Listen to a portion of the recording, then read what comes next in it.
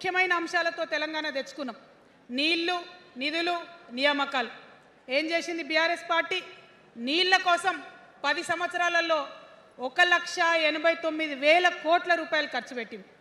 1,89,000 కోట్ల రూపాయలు ఖర్చు పెట్టి ఎన్ని ఎకరాలకు నీళ్ళు ఇచ్చిందంటే 14 లక్షల ఎకరాలకు నీళ్ళు ఇచ్చింది. అందులో 2 పెద్ద ప్రాజెక్టులు, ఒకటి పాలమూరు, ఇంకోటి కాళేశ్వరం. ఆ రెండిటికి కలిపి 1,21,000 రూపాయలు ఖర్చు పెట్టింది. ఎన్నిటికి నీళ్ళు ఇచ్చిరాయా? ఎన్ని ఎకరాలకంటే 1,00,000 ఎకరాలకు నీళ్ళు ఇచ్చింది. ఈ మాట బాధతో చెప్తున్నా.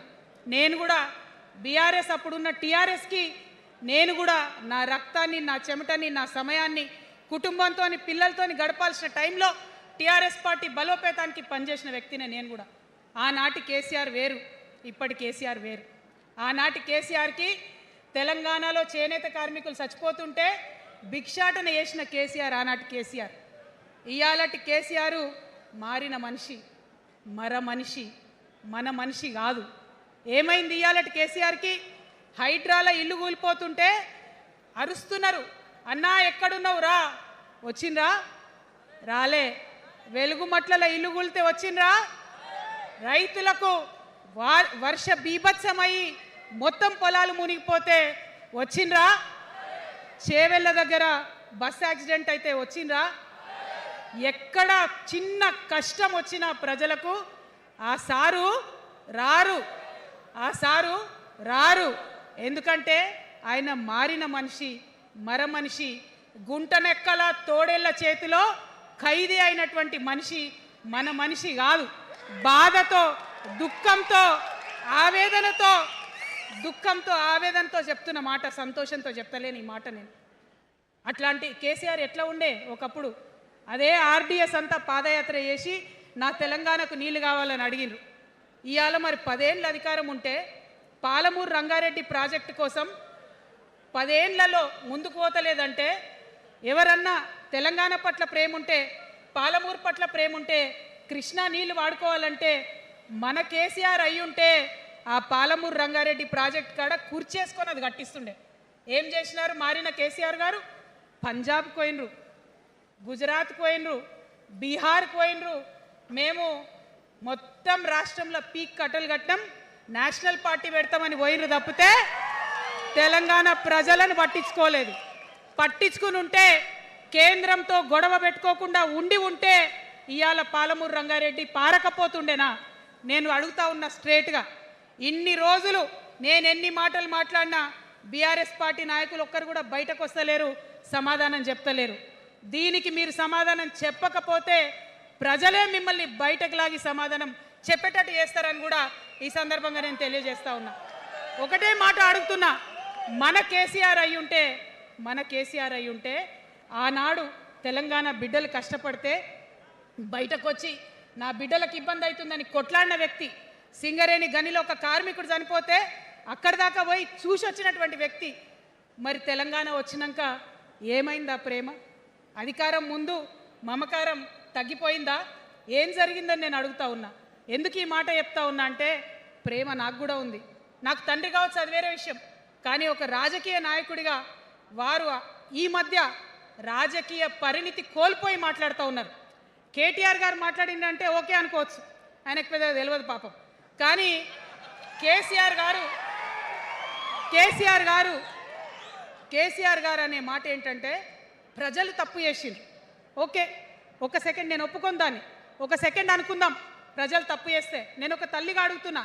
నేను నా కొడుకో మాట చెప్తా, వాడు వినలేదనుకో, కింద పడ్డాడు అనుకో, ఇడిచిపెడతానా? దగ్గర తీసుకొని మంది అనా? ఓకే, ప్రజలు తప్పు చేసిర్రు అనుకోండి, మీకు అధికారం ఇవ్వలేదు అనుకోండి, ఒక కర్కోటకుడి పాలన నడుస్తుంది అలా తెలంగాణలో. ఇబ్బంది పడుతున్నారు ప్రజలు, గోసపడుతున్నారు, ఏడుస్తున్నారు. ఇండ్లు అన్నీ ఉండి ఇండ్లు గూలగొడుతుంటే, అర్ధరాత్రి ఇంటి మీదకి వచ్చి ఇండ్లు గూలగొడుతుంటే ఆదుకోవాల్సిన అమ్మలాంటి మన పాత కేసీఆర్ ఏడి? ఎక్కడున్నాడు? ఇది మనం అడగాల్సింది. అందుకోసమే నేను ఈ నిర్ణయం తీసుకున్నది. నన్ను పార్టీలోంచి బయటకేస్తే నేను వెంటనే పార్టీ పెట్టలే. ఆనాడు కూడా చెప్పిన, నేను ఆలోచన చేస్తున్నా, మారతారేమో అని చూసిన, పదే వేచి చూసిన. ఇవాళ నన్ను పార్టీలోకి వెళ్ళి సస్పెండ్ చేసి 10 నెలలైంది. నాకు నిజంగా మంచిగానే అయింది. ఎందుకు తెలుసా? ఆనాడు ఉద్యమకారులను ఇబ్బంది పెడుతుంటే నేను ఇంకా గట్టిగా మాట్లాడలేదు. ఆనాడు మీకు జరిగింది, ఇవాళ నాకు జరిగింది. కొత్త ఏం లేదు.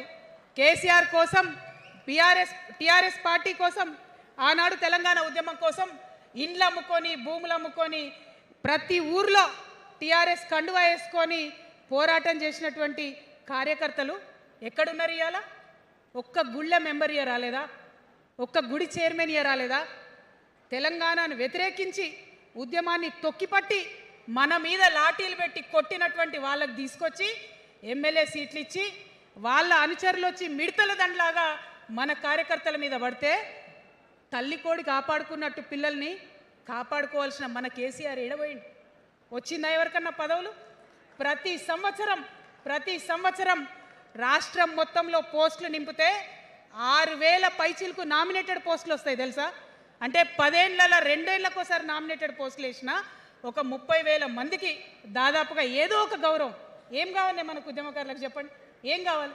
కండువా వేసుకొని పిచ్చోళ్ళ లెక్క తిరిగినందుకు, మన ఇంటోళ్ళని విడిచిపెట్టి తిరిగినందుకు ఇంత మర్యాద కావాలి. మా సార్ నన్ను గుర్తుపట్టిండా, మా పార్టీ నన్ను గుర్తుపట్టింది, నాకేదో చిన్న పదవి ఇచ్చిరని చెప్పుకుంటే ఒక మర్యాద ఉంటుంది. వచ్చిందా మనకు ఆ మర్యాద? ఎక్కడన్నా వచ్చిందా? ఆనాడు అవహేళన చేసిర్రు, పార్టీలకు వచ్చి మళ్ళీ అవహేళన చేసిండ్రు. అంటే ఎప్పుడైతే అధికారం వచ్చిందో అప్పుడు అమ్మతనం పోయింది. ఎప్పుడైతే అధికారం వచ్చిందో అప్పుడు మమకారం పోయింది. అందుకే అంటున్నా, ఆయన మన కేసీఆర్ కాదు, మారిన కేసీఆర్, మరబొమ్మ లాంటి కేసీఆర్. కాబట్టే ఇవాళ నేను నిలబడి యుద్ధం చేస్తా ఉన్నా. ఈ గడ్డకు ఈ తెలంగాణ రాష్ట్రానికి ప్రాణాలు అడ్డం పెట్టుకొని మన ప్రజలను కాపాడాల్సినటువంటి వ్యక్తులు కావాలి. అటువంటి సైన్యం కావాలి. సైన్యం అయిదామా? సిద్ధంగా ఉన్నారా? ఎట్లయితే ఉద్యమం అప్పుడు కడుపు కట్టుకొని కాలు కట్టుకొని పనిచేసినామో ఇప్పుడు అట్లా పనిచేయాల్సినటువంటి అవసరం ఉన్నది. ఇవాళ ఒక్క పాలమూరు రంగారెడ్డే కాదు, కాళేశ్వరంలో జరిగినటువంటి అవినీతి ఒక మాట ఆలోచించాలి. మన కేసీఆర్ అయితే ఏమన్నాడు అప్పుడు ఉద్యమంలో? నా బిడ్డ కానీ నా కొడుకు కానీ తప్పు చేస్తే తీసి పారేస్తా పార్టీలకు వెళ్ళన్నారు. ఇవాళ నేనేం చేసిందే మీకు తెలియదా?